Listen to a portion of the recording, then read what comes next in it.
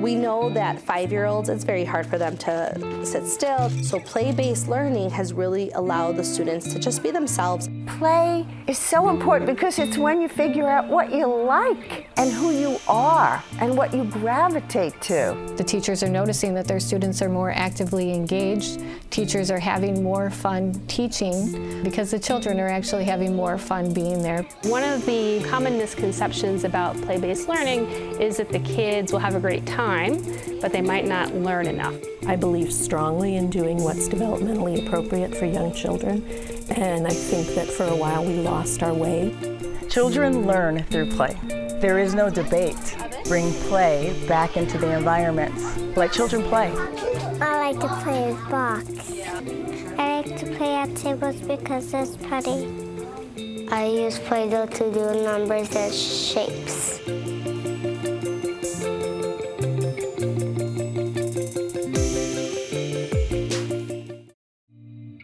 This program is produced in partnership with WTTW and the Regional Educational Laboratory Midwest, putting research into action. Funding has been provided by the Institute of Education Sciences. Play is really good for kids. It's good for their social emotional development. It's good for their physical development. It's good for their cognitive development. Play-based learning is a debated term. It can be really fuzzy and hard to understand exactly what people mean, and different people have different interpretations of the word. What play-based learning should be is something that's very intentional. So an example is centers in a preschool classroom. So these are different learning areas that the teacher will set up in advance around the classroom with activities that are of high interest to children. So ideally these are areas that are tied to a broader theme, and kids can go deeper into the content in really hands-on ways. In a play-based kindergarten, you may see children being very self-directed, child-centered about what they want to do with their time. They're choosing the activities they want to do, they're focusing on them, and the teachers are basically following the lead of the children. In a more traditional kind of academic setting with children, they are more of it's a group-centered teaching where the teacher might be standing in front or have all the kids around them. The teacher is guiding the instruction. The teacher is telling them what we're going to do. Childhood is about play and freedom that you don't have later on, but nonetheless it builds the foundation for the person you will become. And it fuels all these other aspects of your development. We have to let kids be kids and do things that are developmentally appropriate for them. We saw a shift in how we thought about childhood, starting with Sputnik, when the Russians sent up a rocket before the United States. We looked bad, and we said, what is this? The Russians are beating us in space. We got to teach kids more stuff. So at that point, we increased the demands that we were making on kids in school. The idea is that we want to give every child an excellent education. That's one piece of it. But there's another side too, and that is every time there's an economic downturn, parents get worried. And they're right to be worried because as parents, we all want our children to exceed us. Open and shut. Since the 1980s, we've had a consensus among the experts around, particularly in preschool, what learning should look like, that it should be intentional and play-based. The disagreement comes in sometimes around what kinds of models get us there. What the misconception is around play-based learning is that it's not academic. That's really at the heart of it. And what isn't academic is free-form play, right? But guided play, where the teacher has a plan for, yes, the kids will be acting out something that they've dreamed up, but I will come in and interject some letter practice as they do that, for example. I think parents are really important. The false dichotomy that's out there around play-based versus academic has really confused people. For parents, when they go in, a program might tell you that they're play-based, but it's hard for you to figure out, does that mean there's a solid curriculum that you're following behind that? Do I have reassurance that my kid really is going to get practice with the kind of math skills that they really should have as a solid foundation? In one of our Boston pre-K classrooms, the kids actually opened a restaurant for parents and had them come in, and the kids served a meal. And they had written the menus, they had figured out how much things cost, and they were able to use their math skills when their parents ordered and take the order. So the parents were seeing that their kids really could develop these same skills, become skilled readers and mathematicians while having fun.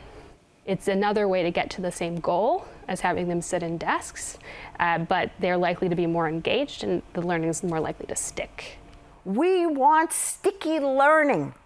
We want learning that can be taken out of the classroom and used in other venues.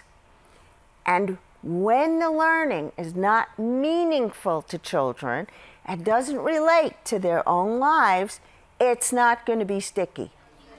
We know how children learn best from 25 years of studies in the learning sciences. Children learn best when they are active, minds on, really working through things, not when they're just passive and listening to adults. Instead of having a teacher at the front of the room teaching kids that 1 + 2 = 3 with, say, flashcards and repeat after me, instead you can have them in small groups doing a hands-on activity, a game, where they're exploring those same concepts and able to really work through it on their own by moving materials, hands-on learning. So it is still academic, but there's a goal, and you're moving them through the same set of standards that you would be otherwise with a more rote approach. In Boston, what that district has done, it's created a intentional, play-based but academic pre-K experience. So they've taken curricula that were designed for 4-year-olds that focus on language, literacy, and math in particular, and combined them and supported their teachers with coaching and professional development. And we have data that show that the impacts of that are quite meaningful and on harder to reach skills like language. This is really preparing kids in a way they were not prepared before in that context. When we think about early childhood and early elementary classrooms, what we ideally should see is a balance. There should be some teacher-directed instruction. For example, we know from a lot of research that kids need a solid foundation in phonics, and a teacher telling you that the letters SH make the sh sound is a very efficient way to deliver that content. Kids don't have to discover every letter sound on their own, for example. It's efficient for some teacher-directed instruction to occur.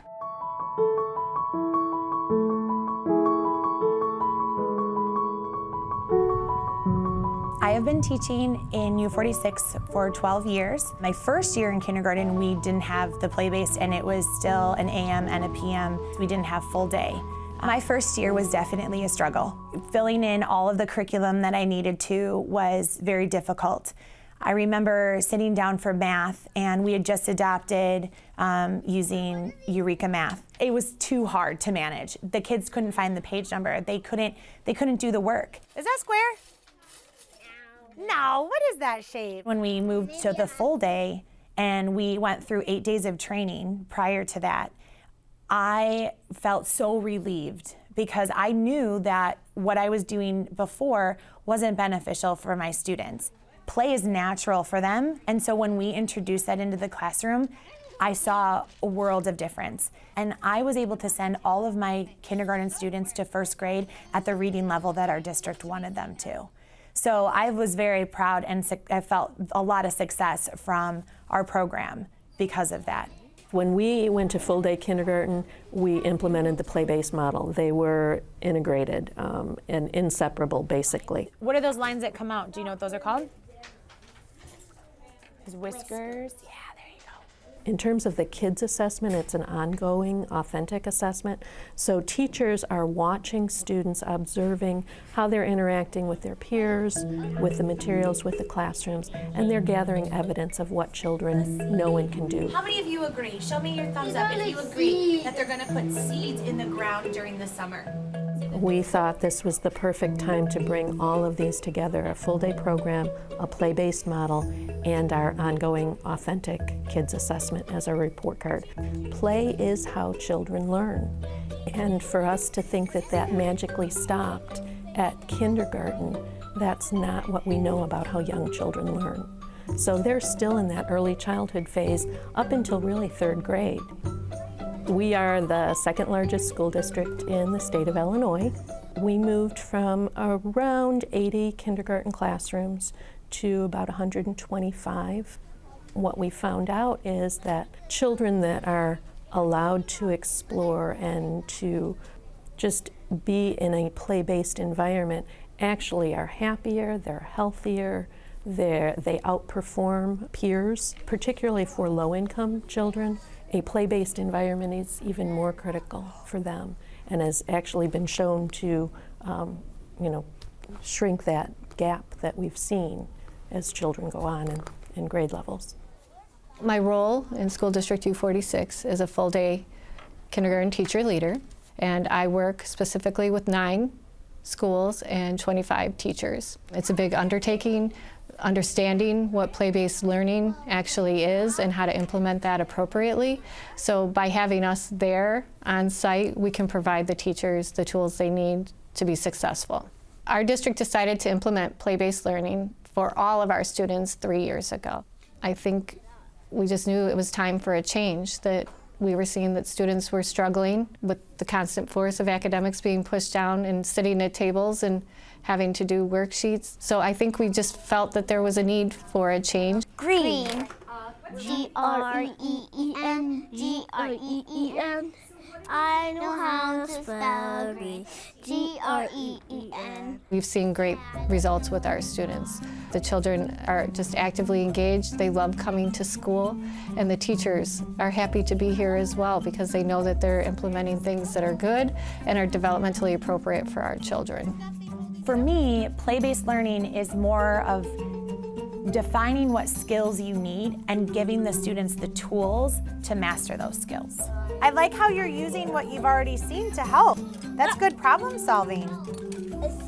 So a lot of my class is not a lot of me up there, putting on my show. A lot of it is the kids doing their learning. That's how you do it. You do it like this. They have a lot of manipulations with blocks and bears and shapes. And prior to that, I felt like I was always the one doing the modeling and doing the manipulation instead of giving that to my students. Whoa, so heavy. No, that was so big, Dad. Another benefit of having the play-based learning is that the kids are interacting with each other a lot more, and they're given opportunities to have to problem solve. And when they're problem solving, we know academically their brains are working, but they also have to problem solve with their classmates. And I think that that's a huge aspect, is that social emotional part. It's authentic. And I think that when we stray away from play-based, is we're losing that authentic piece. It's put some of the joy back in kindergarten. And when teachers are joyful, children are joyful. Awesome. I can't wait to see your birthday hats and your house and your little mouse. If we've got children that come to school that see themselves as successful, they're excited to be learning, we can go far beyond where we could when we were sitting and trying to drill and kill them. It's been exciting for me to see the transformation. My goal is always to spread this news far and wide, and so if there are other districts that are considering it, we would be more than happy to share information with them.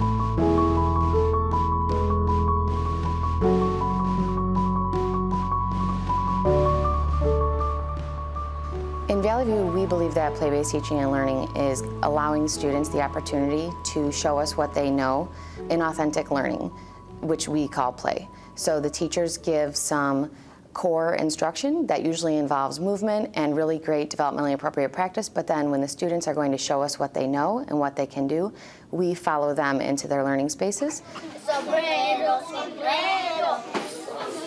We look for their social interactions, student to teacher, and we have the teacher working as a facilitator where she can kind of guide the students' learning and ask really purposeful, intentional questions to get the students to explain exactly what their thought process is around the skills that they learned during the whole group core instruction. Where does this number go? Can you tell me where 5 goes? Good job. We have had teachers that have been teaching for many years that have approached us to say, I remember when play was part of kindergarten and part of early childhood, and we remember what it felt like when it was slipping away and we had to focus so much on academics. And they say, like, we're so thankful that it's coming back. I was completely excited when I heard that the district was moving to play-based learning in kindergarten. 4, 5, 6, 7, 8, 9, 10. Very good. Let's work on a different number. All right. Play-based learning has really allowed the students to just be themselves and to learn through play and learn in a way that is developmentally appropriate for them. I am a kindergarten bilingual teacher. Dijeron Victoria y Santiago, tenemos hambre. The children working in both languages helps them transition into play-based learning. Relatively easy. They can do anything that they want in the classroom in either language that they prefer to use. Everything is hands-on for the students. So dale el 10. Muy bien, ponlo ahí. Sometimes they choose to work in English or they choose to work in Spanish with their peers, and that's okay. We let them basically do whatever they feel most comfortable with in the classroom.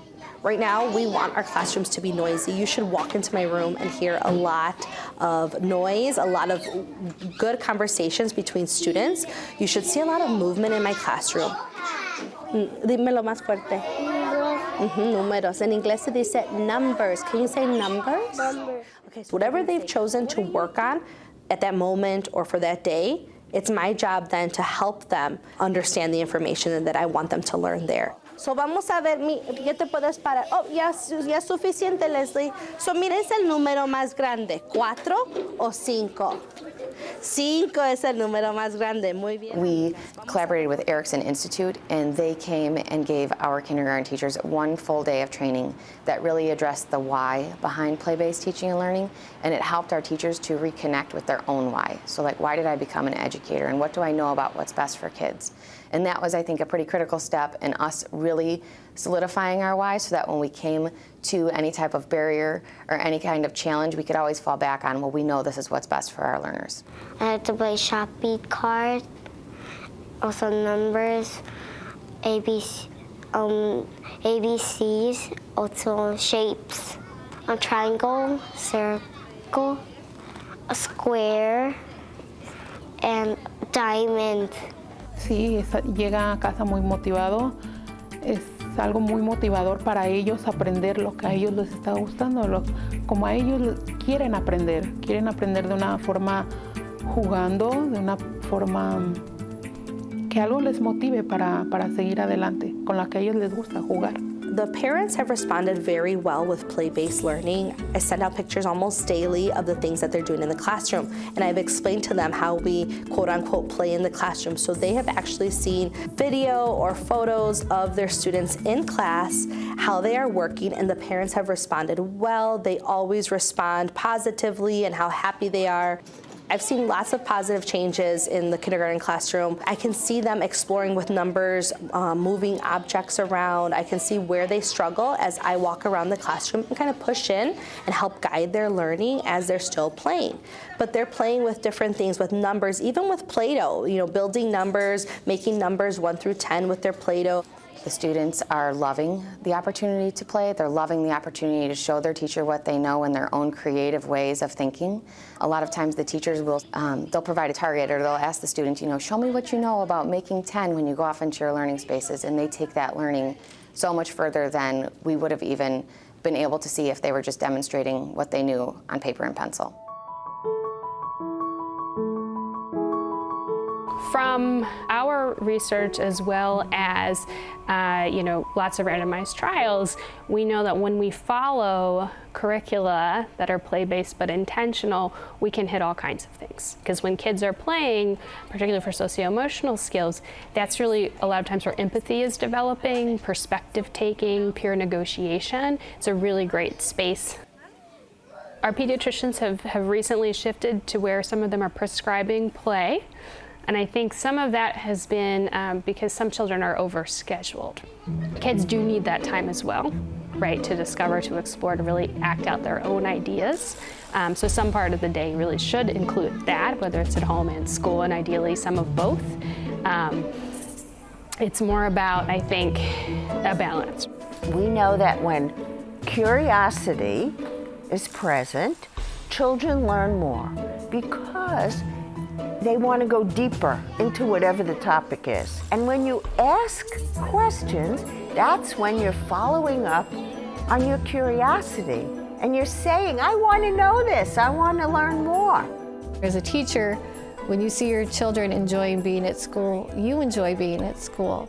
And that just shows through in everything that you do. You're excited to be there, the kids are excited to be there, and they can't wait to find out what they're going to do that day. We have seen that children's literacy scores have increased and their math skills have increased as well by having those hands-on opportunities. I think one of our biggest goals with implementing play-based teaching and learning is that we are truly preparing the whole child to move into elementary school. We feel like if we really focus on the whole child and we focus on the academics with a balanced portion of focusing on their social and emotional well-being, that we're going to be sending more well-rounded students on to first grade, second grade, third grade, so that they are ready to communicate with their peers and collaborate with their peers and have really effective and high-functioning relationships with their teachers and other students in the class. We have moved away from the days where a teacher just stands in the front of the classroom. All right, my friends, which letters are we looking for? And it's just, sharing information, and hoping that the children are understanding it. We have long changed from those days. I'd like to see, more of those developmentally appropriate play-based type models incorporated into a first grade classroom and then push up into second grade. So if we know that this is what children need to thrive, then I would hope that we would move forward in trying to provide that for them. There absolutely was an upfront cost as well as finding teachers, but all of the research shows that the return on investment for providing a high quality early childhood experience pays for itself. One piece of advice that I would give to districts that were looking to implement play would be to be patient with the process, that it is a change. It's kind of a big change when we think about what the teachers have to do as far as like making changes in their classrooms, making changes in their role, and shifting to becoming a facilitator. Last year, I sent all of my kindergarten students to first grade at the reading level that our district expects.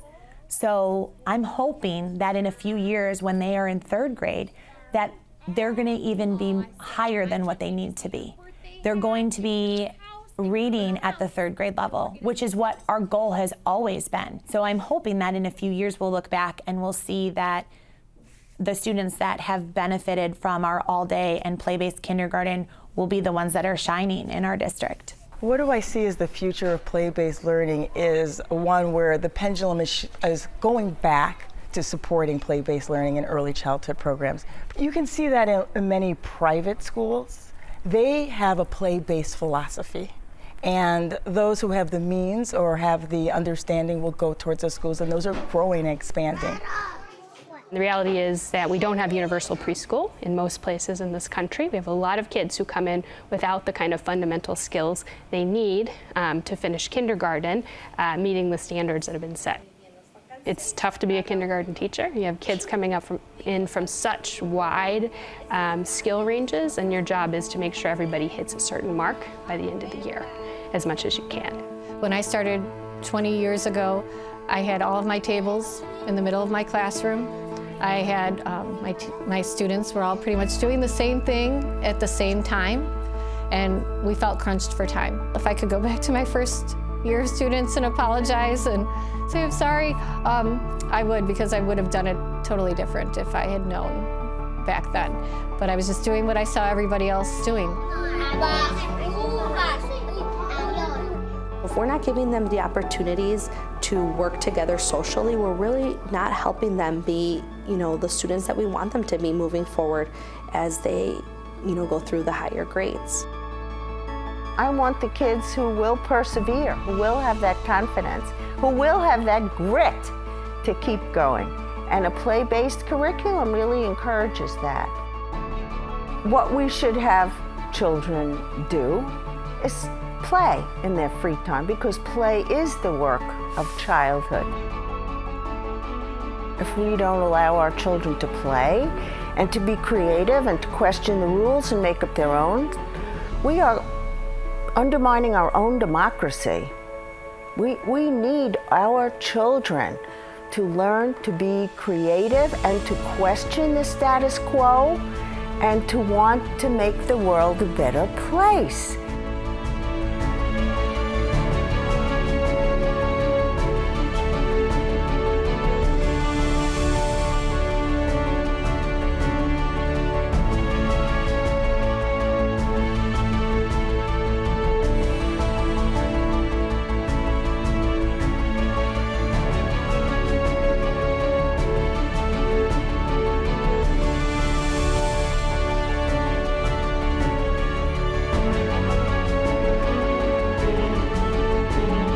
Kindergarten, where play and learning can meet, is produced in partnership with WTTW and the Regional Educational Laboratory Midwest, putting research into action. Funding has been provided by the Institute of Education Sciences.